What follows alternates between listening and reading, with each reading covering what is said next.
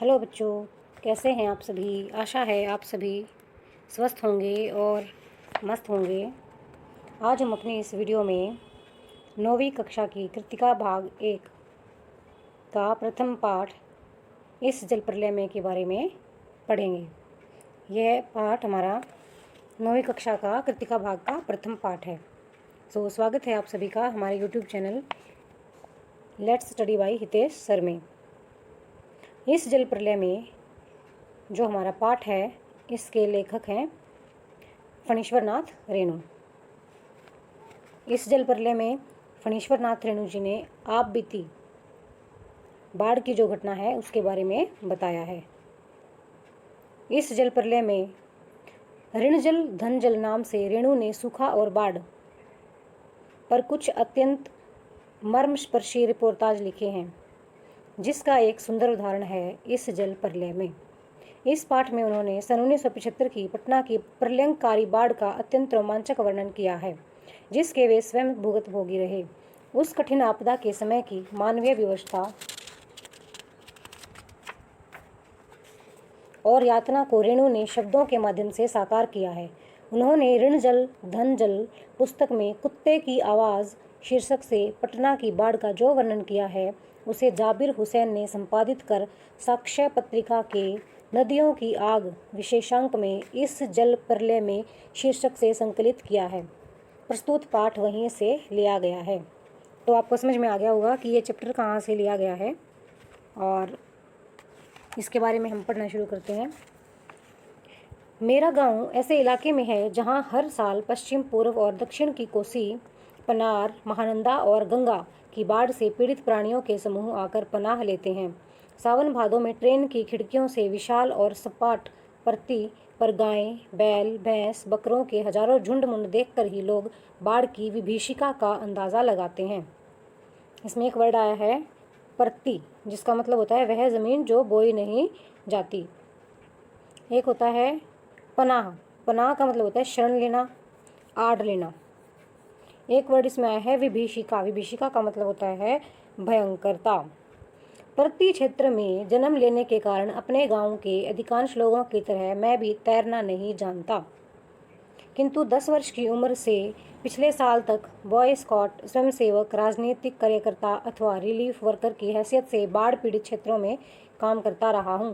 और लिखने की बात, हाई स्कूल में बाढ़ पर लेख लिखकर प्रथम पुरस्कार पाने से लेकर धर्मयुग में कथा दशक के अंतर्गत बाढ़ की पुरानी कहानी को नए पाठ के साथ प्रस्तुत कर चुका हूँ। जय गंगा 1947, डायन कोसी 1948, हड्डियों का पुल 1948 आदि छुटपुट रिपोर्टाज के अलावा मेरे कई उपन्यासों में बाढ़ की विनाश लीलाओं के अनेक चित्र अंकित हुए हैं, किंतु गांव में रहते हुए बाढ़ से गिरने, बहने, भंसने और भोगने का अनुभव कभी नहीं हुआ। वह तो पटना शहर में सन 1967 में ही हुआ, जब 18 घंटे की अविराम वृष्टि यानी बारिश के कारण पुन का पानी राजेंद्र नगर, कंकड़बाग तथा अन्य निचले हिस्सों में घुस आया था। अर्थात बाढ़ को मैंने भोगा है शहरी आदमी की हैसियत से।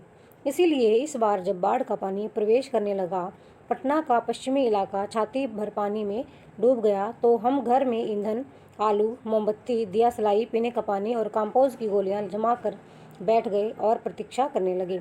सुबह सुना राजभवन और मुख्यमंत्री निवास प्लावित हो गए हैं। दोपहर में सूचना मिली गोलघर जल से घिर गया, और 5 बजे जब कॉफ़ी हाउस जाने के लिए निकला तो रिक्शे वाले ने हंस कर कहा, अब कहाँ जाइएगा, कॉफ़ी हाउस में तो अबले पानी आ गया होगा। चलो पानी कैसे घुस गया है वही देखना है, कहकर हम रिक्शा पर बैठ गए। साथ में नई कविता के एक विशेषज्ञ व्याख्याता आचार्य कवि मित्र थे, जो मेरी अनवरत अनगढ़ गद्य में स्वागतोक्ति से कभी बोर नहीं होते। Motor scooter, tractor, motorcycle, truck, टमटम, साइकिल, रिक्शा पर और पैदल लोग पानी देखने जा रहे हैं। लोग पानी देखकर लौट रहे हैं। देखने वालों की आंखों में, जुबान पर एक ही जिज्ञासा, पानी कहाँ तक आ गया है। देख कर लौटते हुए लोगों की बातचीत, फ्रेजर रोड पर आ गया है, आ क्या गया, पार कर गया। Shri Krishnapuri, Pataliputra colony, boring road, industrial area का कहीं पता नहीं। अब भट्टाचार्य जी रोड पर पानी आ गया होगा, छाती भर पानी है। विमेंस कॉलेज के पास डुबाव पानी है। सॉरी, आ रहा है, आ गया, घुस गया, डूब गया, बह गया। हम जब कॉफ़ी हाउस के पास पहुँचे, कॉफ़ी हाउस बंद कर दिया गया था। सड़क के एक किनारे एक मोटी डोरी की शक्ल में गेरुआ झाग फैन में उलझा पानी तेजी से सरकता आ रहा था।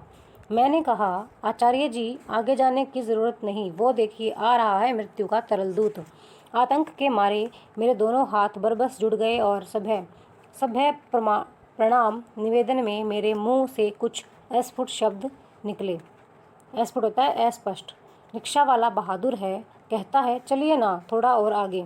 भीड़ का एक आदमी बोला, ए रिक्शा, करंट बहुत तेज़ है, आगे मत जाओ। मैंने रिक्शे वाले से अनुनय भरे स्वर में कहा, लौटा ले भैया, आगे बढ़ने की ज़रूरत नहीं। रिक्शा मोड़कर हम अप्सरा सिनेमा हॉल के बगल से गांधी मैदान की ओर चले। पैलेस होटल और इंडियन एयरलाइंस दफ्तर के सामने पानी भर रहा था। पानी की तेज़ धार पर लाल हरे नियन विज्ञापनों की परछाइयाँ सैकड़ों रंगीन सांपों की सृष्टि कर रही थी। नियन होता है गेरुए रंग का।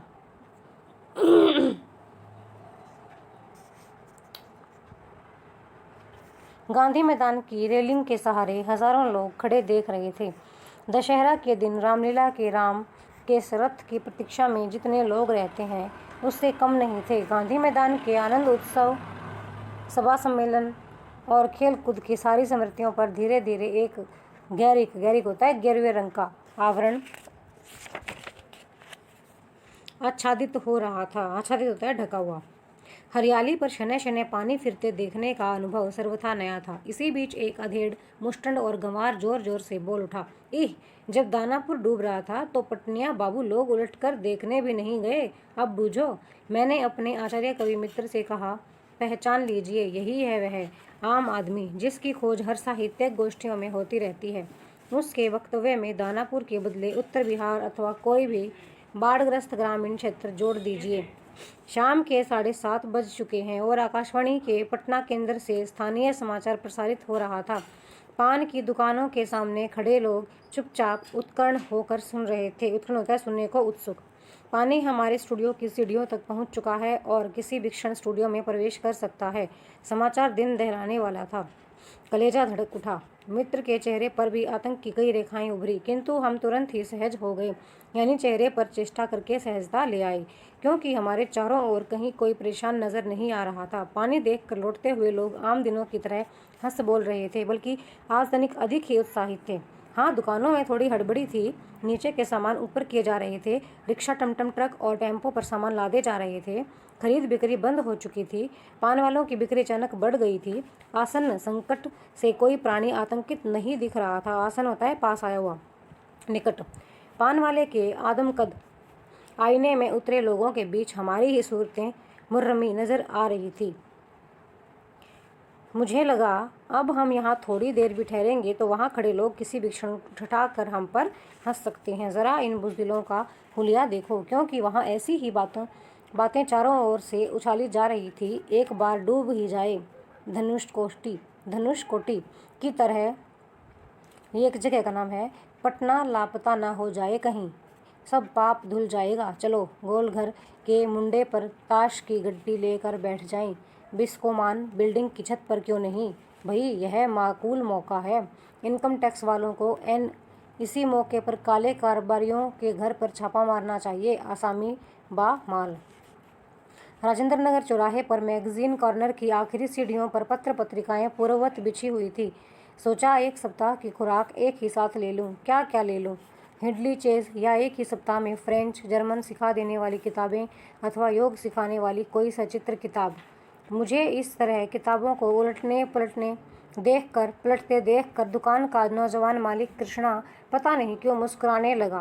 किताबों को छोड़ कई हिंदी, बंगला और अंग्रेजी सिने पत्रिकाएं लेकर लौटा। मित्र से विदा होते हुए कहा, पता नहीं कल हम कितने पानी में रहे। बहरहाल जो कम पानी में रहेगा वह ज़्यादा पानी में फंसे मित्र की सुधि लेगा। फ्लैट में पहुंचा ही था कि जनसंपर्क की गाड़ी भी लाउडस्पीकर से घोषणा करती हुई राजेंद्र नगर पहुंच चुकी थी। हमारे गोल बंदर के पास कोई भी आवाज़ चारों बड़े ब्लॉकों की इमारतों से टकराकर मंडराती हुई 4 बार प्रतिध्वनित होती है।